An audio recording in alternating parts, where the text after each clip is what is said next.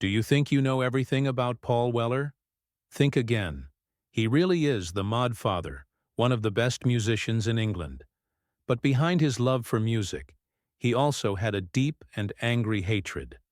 With some artists, he cursed right at them, spit, and even made his hate known to everyone. And the most shocking thing? Those people he hated were stars loved by the whole world. Who are they? Let's find out, and you will be surprised. The first name on Paul Weller's hate list belongs to a man the world calls a legend, Freddie Mercury. It may sound crazy, but it's true.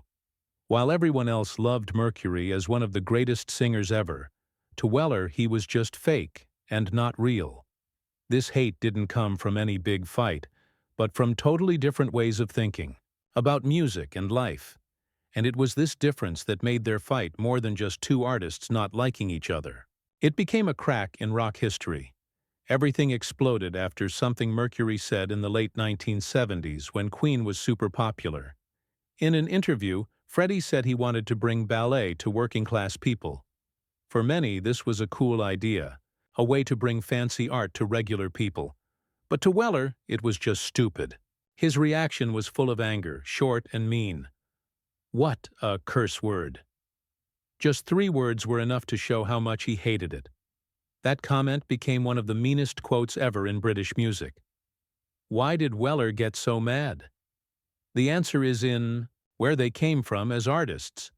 Paul Weller, with his band The Jam, grew up in British mod and punk music, where music wasn't for escaping but was a weapon for politics, the voice of working people under money problems. His music was short, sharp, without fancy stuff, and didn't need big stages to touch people's hearts. He once said, "Speed and fancy stuff mean nothing if the heart of the music is forgotten." For Weller, the heart of music had to come from being honest and real pain. That's why anything he saw as fake instantly became something he hated. On the other hand, Freddie Mercury grew up in a totally different world. His music was a magical mix of opera, theater, rock, and pop. For Mercury, the stage wasn't a copy of real life, but a place to create another world where people could live in glory and freedom. He was never scared of too much, never worried about being too grand. For Mercury, style itself was what mattered, and it was that flashiness that made him a shining world star. What made millions love Mercury was exactly what Paul Weller hated with every part of his body. These two opposite ways of thinking crashed like fire and water. When Mercury talked about bringing ballet to workers, he thought he was opening doors to art. But in Weller's eyes, it was nothing more than empty words that had nothing to do with the sweat and tears of the people he wrote music for. To Weller, Freddie Mercury was the kind of rock that had lost its roots, too staged, drowning in looks, and forgetting truth.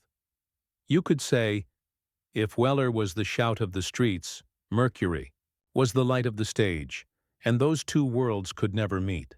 What was even more shocking was how Weller kept feeling this way. He didn't just make one mean comment. He often put Mercury with the horrible men he never wanted to hear about. In later interviews, even after Freddie died, Weller kept saying, "Not what I like at all. Garbage, no softening, no word of sadness." While the world celebrated Mercury as a legend after he died in 1991, Weller stuck to his cold hate. And this coldness, even though people criticized it, only made everyone realize he was an artist who would never give in, not even with death. Mercury's reaction to these attacks made the story even more dramatic. He never answered back. Not one word, not once did he mention Weller. For Mercury's fans, that silence was dignity. But for Weller, maybe it was the most annoying kind of ignoring, the kind that poured fuel on the fire of his hatred. Because for someone like Paul Weller, nothing was more bitter than being treated like he didn't exist.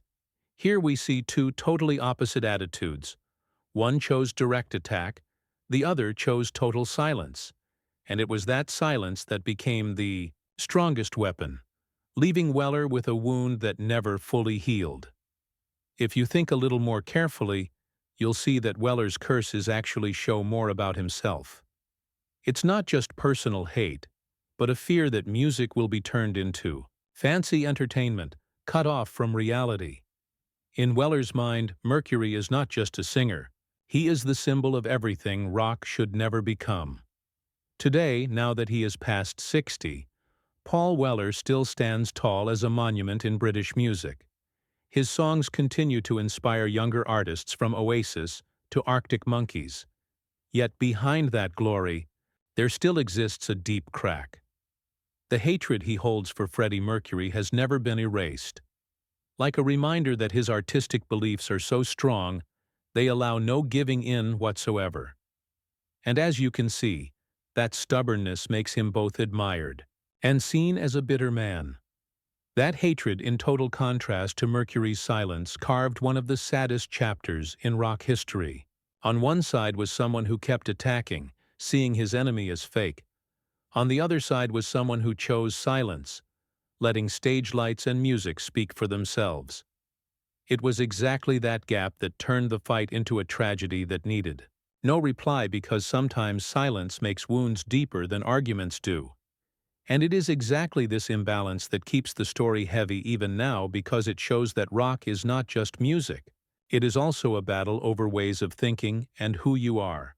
And for that reason, in every story told about Paul Weller, the name Freddie Mercury still appears like a long shadow.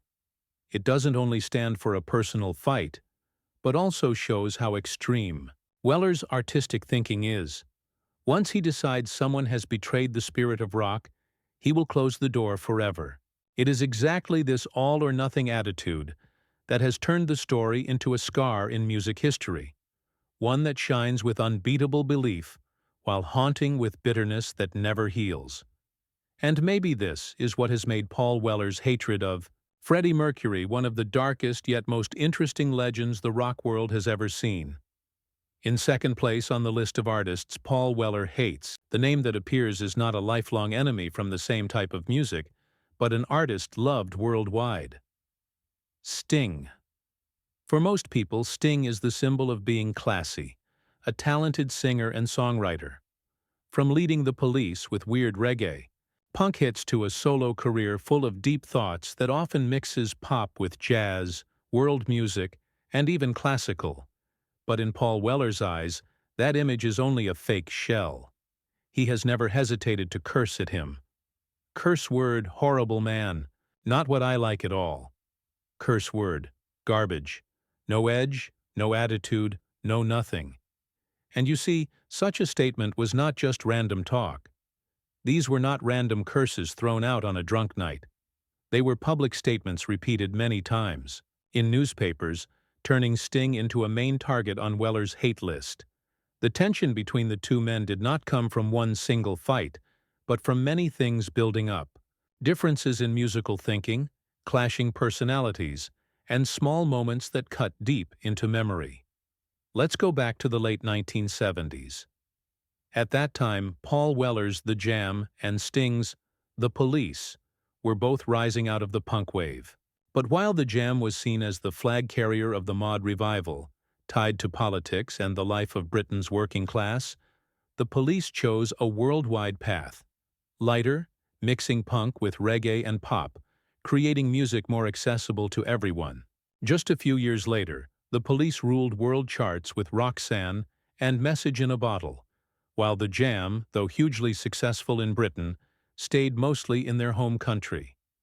To Weller, that difference looked like proof that the ones who made lightweight music got celebrated, while those who stuck to the truth were limited. And maybe it was exactly this sense of unfairness that quietly started a hatred that never cooled. It wasn't just about music. Their lifestyles were like two different worlds. Sting became a symbol of the smart artist living in fancy houses, making deep statements about life and the environment. Weller was the opposite, blunt, rough-edged, with no taste for fancy stuff, born into a working-class family in Woking.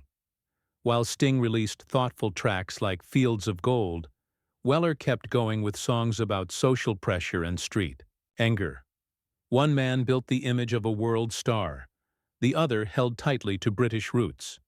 Their paths were never side by side. They always crossed in sarcasm and hate, and no matter which side the audience took, it's hard to deny that this opposition was the fire that kept the story alive to this day. The peak of hate came in 2007 during a charity concert at the Royal Albert Hall. When Weller saw Sting's picture hanging backstage, he spit directly at it. The act shocked those who were there, and by the next day, it was front-page news. It was no longer just about musical differences. It was a public insult, turning hatred into a symbolic gesture. For Weller, it may have been a burst of impulse. For the public, it confirmed that the relationship between him and Sting had gone far beyond words. We might picture that moment as a cut, small but deep, leaving a permanent scar. Another often mentioned cause was the 1984 movie Dune. When directors David Lynch cast Sting as Fade Routha, rumors spread that Weller had once been considered for the role but was rejected. Though never confirmed, the story has been told again and again as another spark in a grudge that never went out. Sting's half-naked appearance on screen, making him a world sex symbol, only made Weller's distaste for his flashy fake image stronger. The difference in musical thought was impossible to fix. Sting loved change, weaving jazz, world music, and reggae into his songs, creating an elegant, sophisticated sound that appealed to the middle class and international audiences. Weller, meanwhile, saw music as a blade, a political statement, something that had to carry edge, had to show attitude.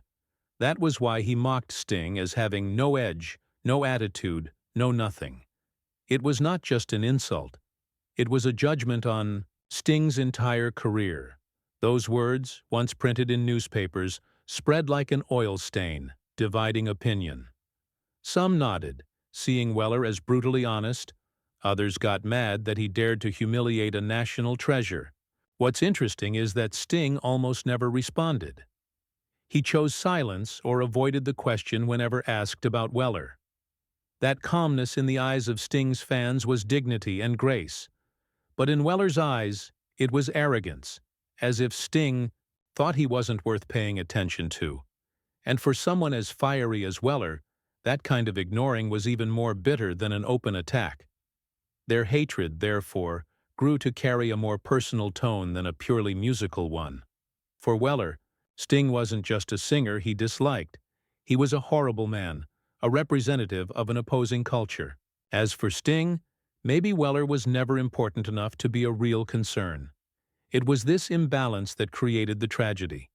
One man vented endlessly, while the other walked on carelessly, turning their feud into a one-sided legend that has lasted for decades. Many years have passed, and both men are now at an age where their careers have become legacies. Sting still appears at international festivals, releasing albums steadily and being celebrated for his diversity.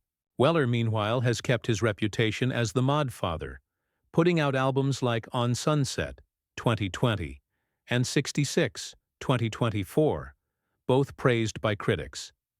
Yet between them, the distance remains the same as it was in the beginning. Cold, tense, with no making up in sight. And it is this coldness that has kept the story alive, not just as a funny story, but as a scar in the history of British music. Today, whenever Paul Weller's name comes up, people don't just remember the lasting legacy of The Jam or the classic solo albums that defined entire eras of British music.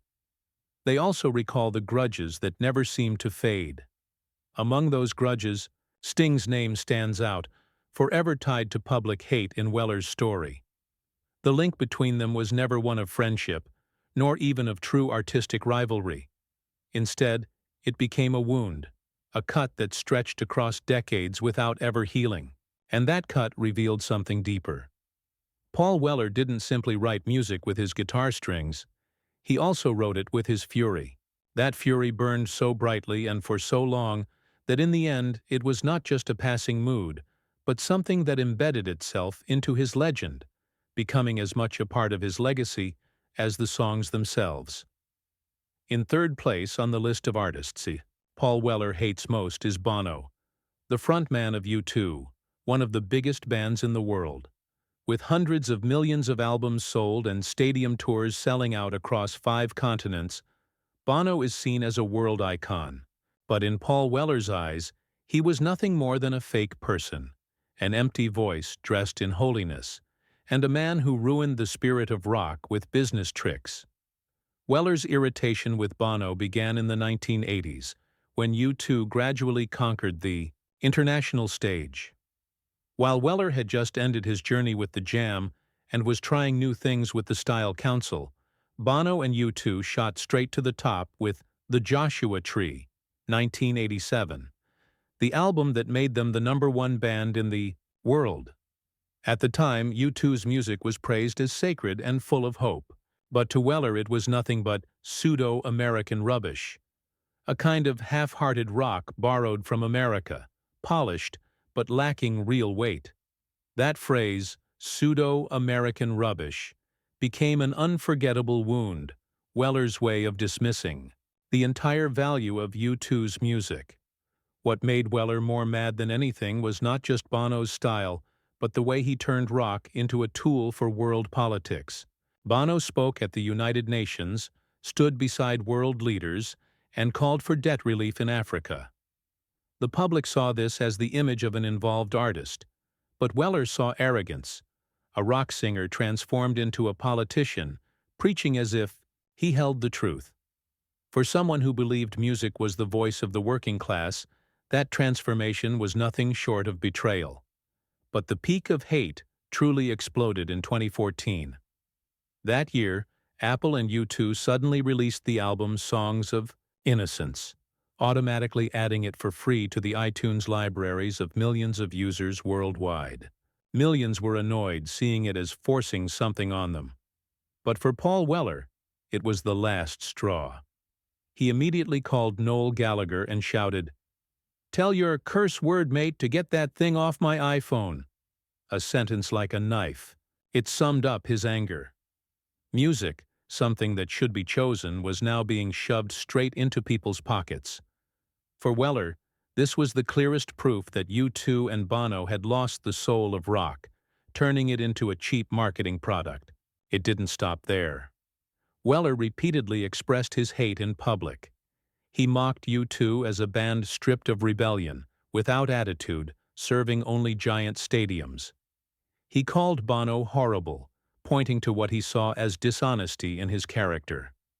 These words, echoed in the British press for years, painted the picture of a Paul Weller who would never forgive what he considered a crime against the spirit of rock. Noel Gallagher, Weller's close friend, even added fuel to the fire. While in France with Bono and Elton John, Gallagher sent Weller a photo of the three raising glasses together. Just seconds later, Weller replied, "You've gone too far this time," a reaction half joking, half truth, but one that showed his hatred of Bono was not just passing remarks. It was a wound buried deep, ready to explode violently with the slightest trigger. If we look at their musical ways of thinking, it's easy to see why this fight will never have an end. Paul Weller, rooted in mod and punk, believed that music had to have edge, had to be a weapon of fighting back, the voice of truth. He once stressed, "Music cannot just be for fun. It has to carry attitude, or it's nothing." Bono, meanwhile, chose the opposite path, turning rock into a world tool where lyrics were not only entertainment, but also instruments to change the world. But in Weller's eyes, that was arrogance, reducing art to politics. Bono's response only made Weller more irritated. Just like with Mercury and Sting, Bono almost never answered back to the insults. He stayed silent, kept touring, kept appearing at major political events. That silence, for Bono's fans, was the height of staying calm. But for Weller, it felt like hidden disdain, as if Bono considered his words to be nothing more than noise, not worth listening to.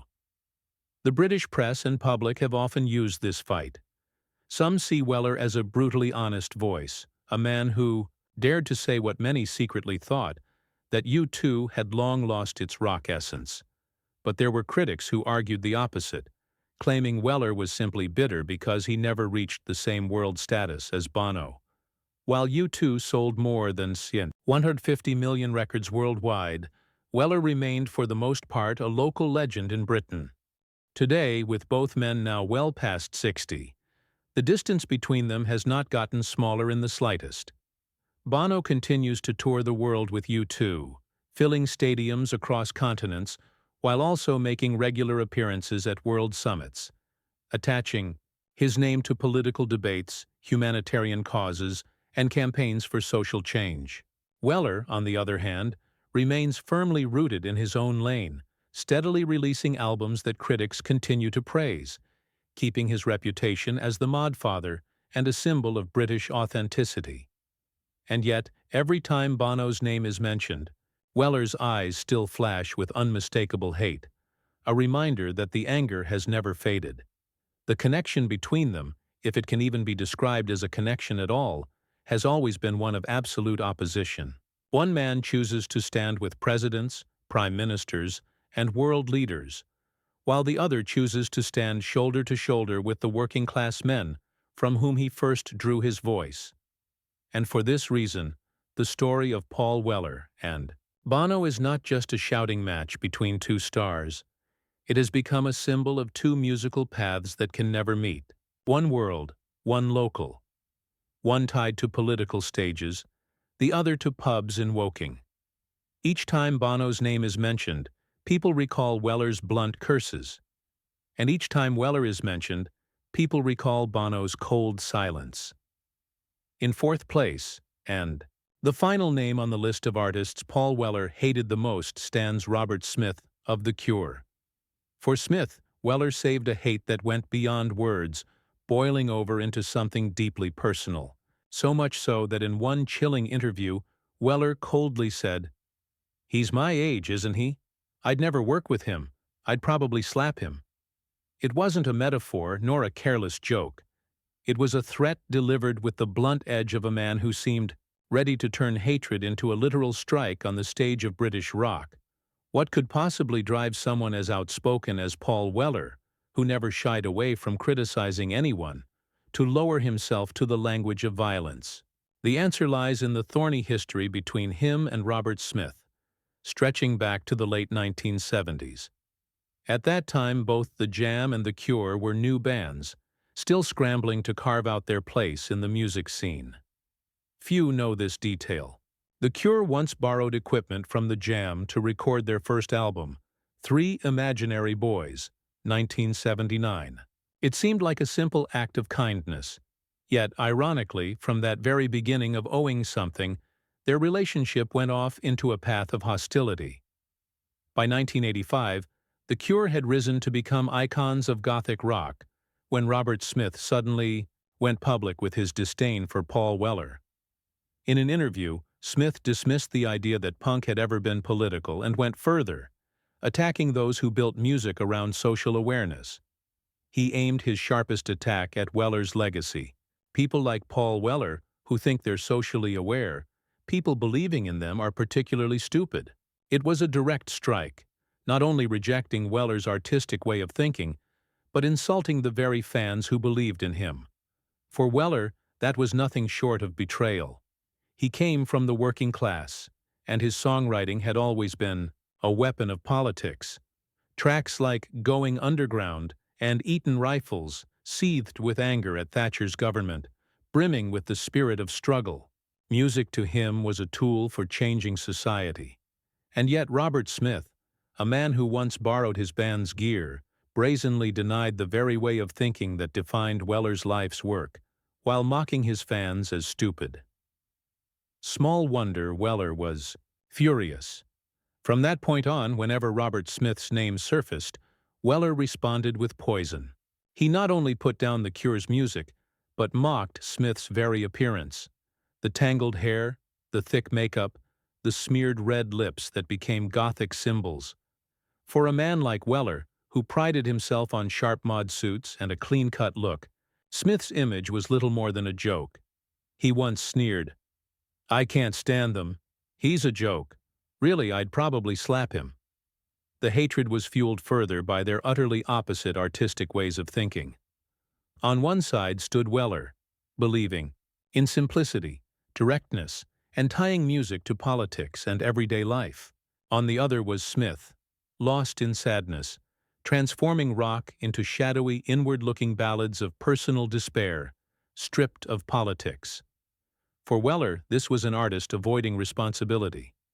For Smith, it was pure art, and that gap made them impossible to bring together. The British press quickly picked up on this Cold War and eagerly made it bigger. Headlines called the feud a clash between the Modfather and the Godfather of Goth. One stood for clarity, realism, and social struggle. The other, gloom, dreams, and detachment. Each time Weller hurled another insult, the press spun it into fresh scandal. Meanwhile, Smith kept a silence so cold it became its own weapon. He almost never mentioned Weller, treating him as though he didn't exist. And that silence drove Weller mad. With Freddie Mercury, at least Mercury had lived loudly, leaving behind a dazzling legacy. With Bono, at least there were arguments and exchanges. But Robert Smith, he couldn't even be bothered to respond. That one-sided hate turned Weller's fury into something almost tragic, an anger left unanswered, festering in bitterness. Today, with both men well into their 60s, the anger remains. Weller has never taken back a single harsh remark. In his eyes, Smith is still nothing more than a clown in makeup. And Robert Smith, after decades of standing on stage with his wild hair and mournful voice, still treats Paul Weller as an empty void. So, what do you think? Was Paul Weller's hatred the mark of an artist who dared to live true to his beliefs, refusing to compromise at any cost? Or was it simply the shadow of jealousy and resentment, a darkness that followed him through his career? Share your thoughts in the comments below. We want to hear your perspective. And don't forget to like, share, and subscribe so you won't miss more dramatic stories about music legends, their triumphs, their feuds, and their secrets. Thanks for watching, and we'll see you in the next video. Bye.